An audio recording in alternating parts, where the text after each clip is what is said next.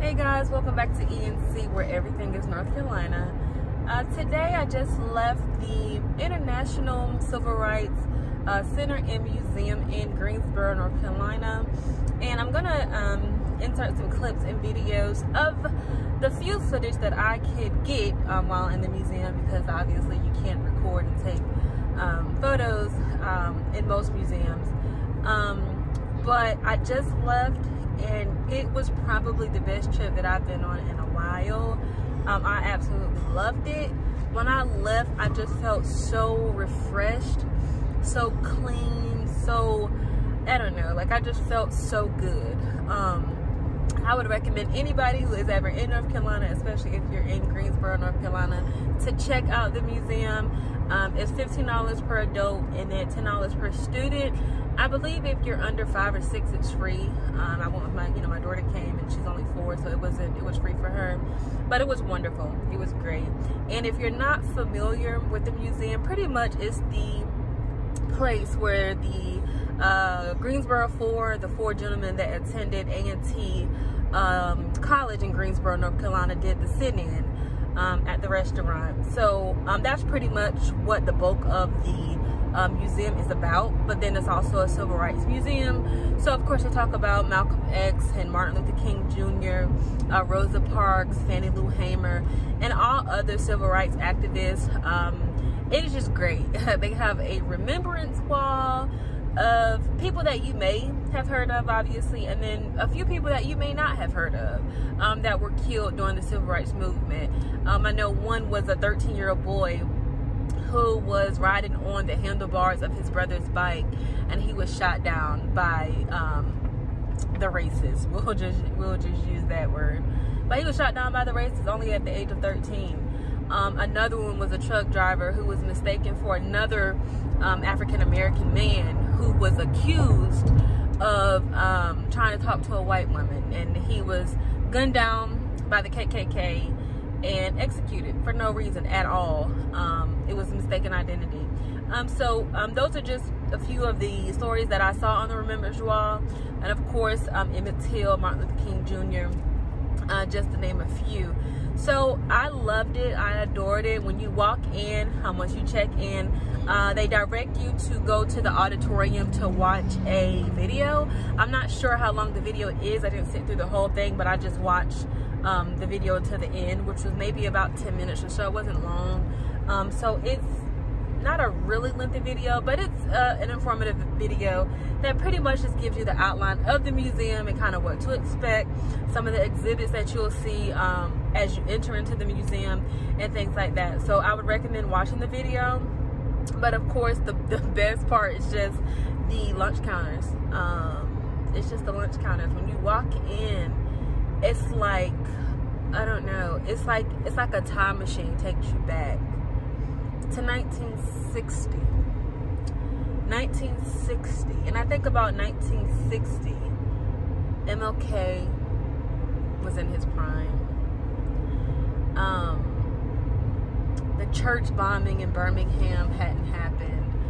So you were really at a vital point of the civil rights movement.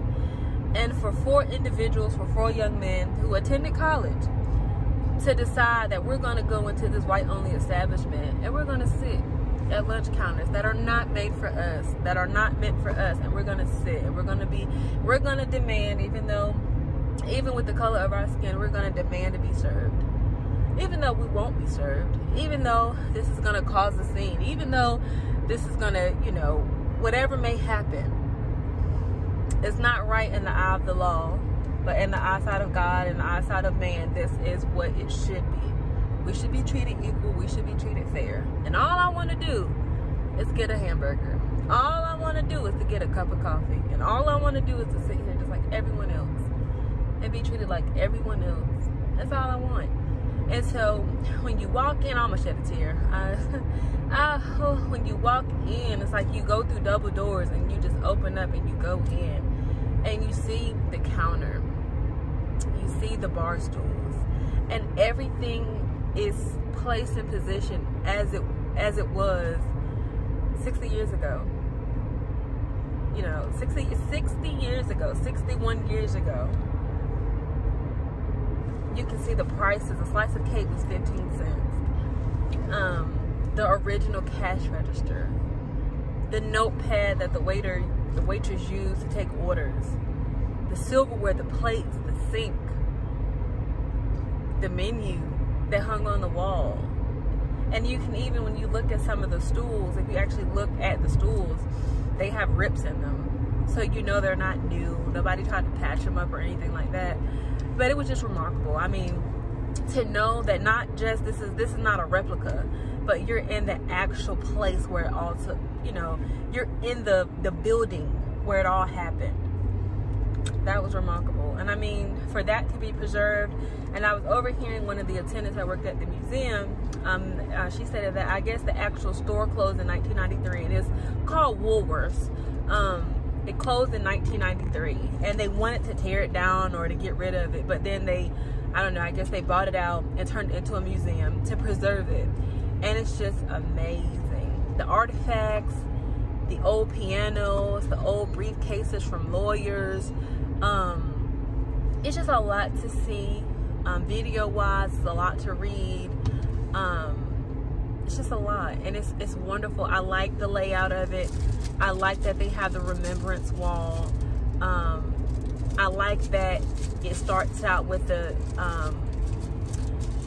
counters, the lunch counters, and then you just go in and it just opens up a whole new world.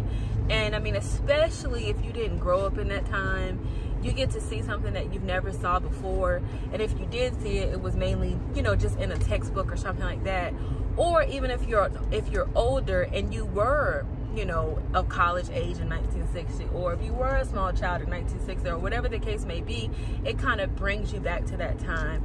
And the fact that it's still there, the fact that it's tangible, I can see it, I can touch it, even though you're not really supposed to touch it, but it's there. And it's just like I said, it's like a time machine. It takes you back and it puts you in a place that you never would have been able to go before, you know, like you never, I will never be an individual that was in the restaurant that day, you know. I wasn't a person who paid a quarter to get a newspaper and saw it in the news. You know, I didn't see it headline on whatever news station. I didn't hear about it, you know, on campus or anything like that, but it happened. You know, it happened because now not only can I hear about it, but I can see it. So it was great. It was remarkable. I would recommend anybody, you know, if you're ever in Greensboro, if you're close to Greensboro, stop in. You know, it's not, not expensive or anything like that, but stop in. And just, you know, I just want to pay a homage to the four, to the Greensboro four. Thank you for everything that you have done, because, you know, as I was explaining to my daughter, and she's only 4, that there was a time where black and white could not come together, and it was a collection of people like the Greensboro 4 that made a mark, that did something to say, you know what, I don't like how things are, and I'm gonna do something to change it. And that's what it took. I don't like how things are, and I'm gonna do something to change it. So we hear about MLK, we hear about Rosa Parks, but there were a lot of people that played some kind of part, whether it was small or big, that played some kind of part. Every person that marched, August 28, 1963, the March on Washington, every person that came, every person that, you know, protested, every person that did something to change how things are. I thank you. You know, there's still segregation, there's still discrimination, and, you know, things like that that still occur. And, you know, maybe they always will. But things are not like they used to be. And that's what I'm most grateful for. So, I hope you guys have enjoyed this video. And as always, I will see you in my next video. Be blessed.